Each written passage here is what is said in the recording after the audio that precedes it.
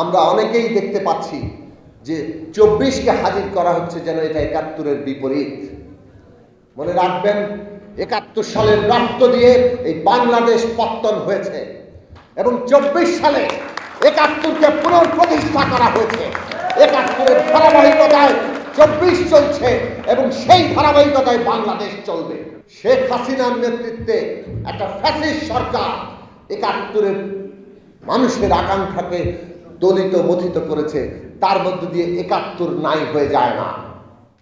71 এই দেশে বহমান এবং এই দেশের তরুণ প্রজন্ম তাকে আবার নতুন করে জাগিয়ে তুলেছেন।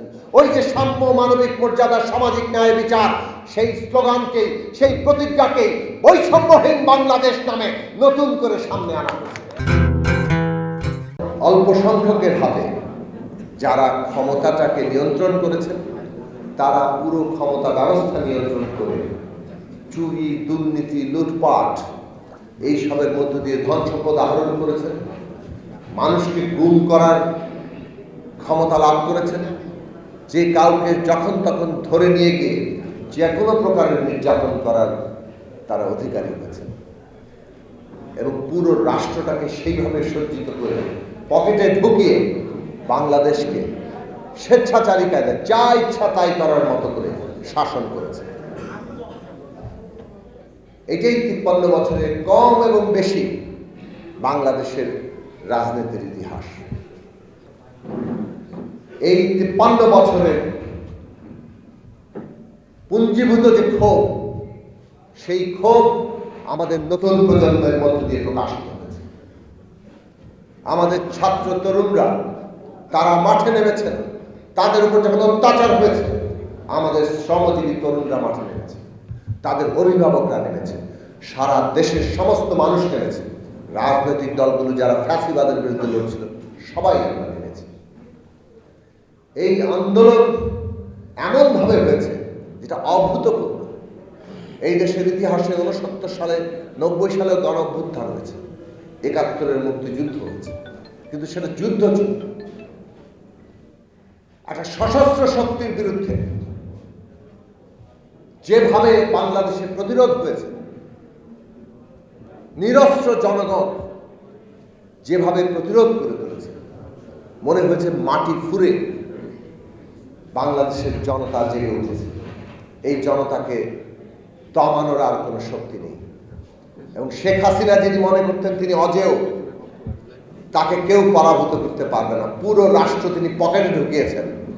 এত বড় রাষ্ট্র নিয়েও এইভাবে নির্বিচারে গণহত্যা চালিয়েও শেষ পর্যন্ত তাকে পালিয়ে যেতে হয়েছে।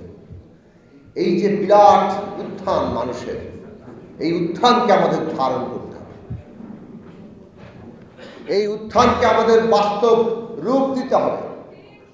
71 সালের পরে যেভাবে বাংলাদেশের স্বপ্ন ব্যাহত হয়ে গেছে, বাংলাদেশের জনগণের স্বপ্ন দুমড়ে মুচড়ে গেছে 53 বছর ধরে, আজকে জুলাই আগস্টের এই অভ্যুত্থানের পরে জনগণের স্বপ্ন যাতে বেহাত না হয়, আবারও যাতে সেই স্বপ্নকে কেউ দুমড়ে মুচড়ে দিতে না পারে, তার জন্য আমাদের রাজনৈতিক শক্তি দরকার।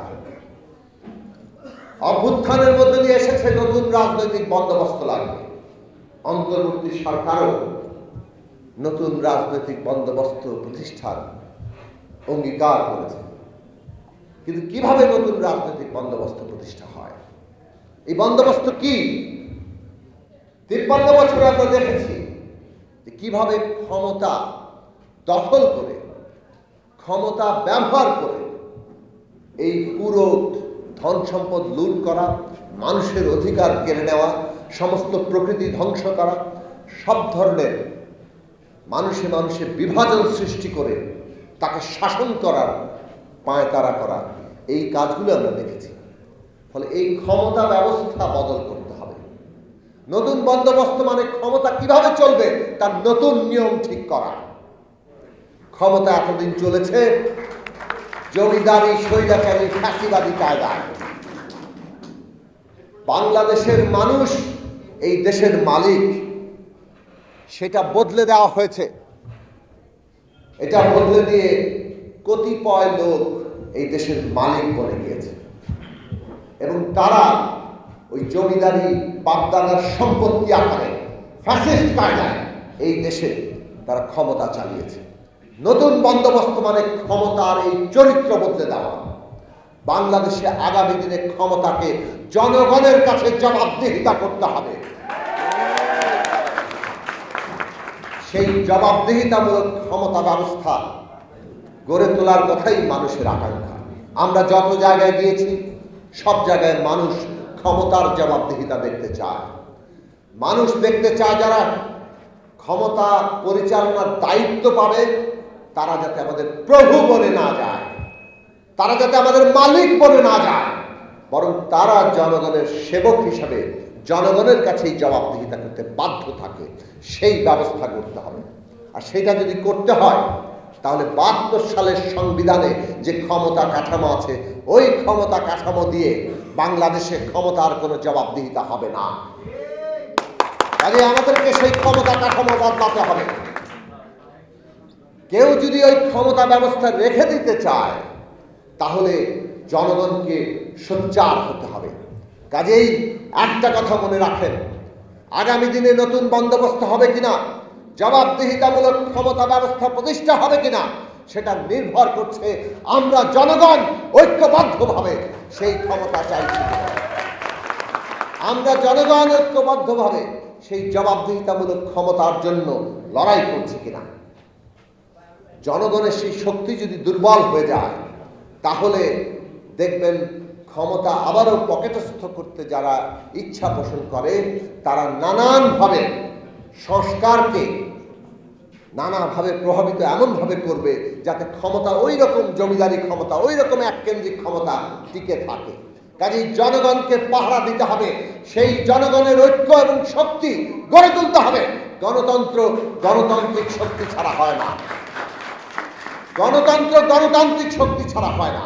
ফলে গণতান্ত্রিক শক্তি গড়ে তোলা, অভ্যুত্থানের মধ্য দিয়ে বাংলাদেশের নাগরিকদের তরুণদের যে জাগরণ, সেইখানে আমাদের নতুন রাজনৈতিক শক্তি গড়ে তুলতে হবে। সেইটা যদি আমরা গড়ে তুলতে পারি তবেই আজকে আমরা এই নতুন বন্দোবস্তে যা যা চাই, কেউ খাবে তো কেউ খাবে না, তা হবে না, তা হবে না। এই দেশে শ্রমিকের অধিকার প্রতিষ্ঠা করতে হবে। কৃষক যাতে তার ফসলের ন্যায্য দাম পায়। আমাদের সমস্ত দেশব্যাপী মজদুরেরা যারা খেটে খাওয়া মানুষ, তাদের নাগরিক মর্যাদা, তাদের সুযোগের সমতা, তাদের ছেলে মেয়েদের শিক্ষার ব্যবস্থা, সমস্ত কিছু যাতে হয়। গণতান্ত্রিক অধিকার, গণতান্ত্রিক শ্রম আইন, এই সব হবে আমাদের নতুন বন্দোবস্তের ভিত্তি। যদি ক্ষমতার জবাবদিহিতা থাকে তাহলে এই সব আইন তার কার্যকারিতা দেখব। আমরা দেখব যে সরকার অফিস খুলে বসবে আর তার লাখো লাখো কর্মচারীরা তাদেরকে আউটসোর্সিং হিসাবে দাসত্বের মতো ব্যবহার করবে। এই রকম বাংলাদেশ তখন আর প্রতিষ্ঠিত হতে পারবে না।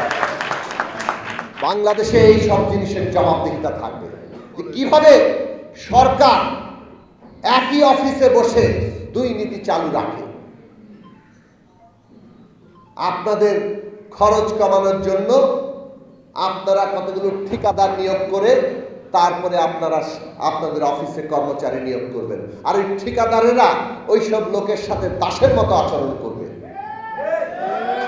এইটা চলবে না। এই সব ব্যবস্থা বাতিল হওয়ার জবাবদিহিতা দরকার। বাতিল তারা করছে না, সেই জবাবদিহিতা প্রতিষ্ঠা করতে হলে ক্ষমতার জবাবদিহিতা লাগবে।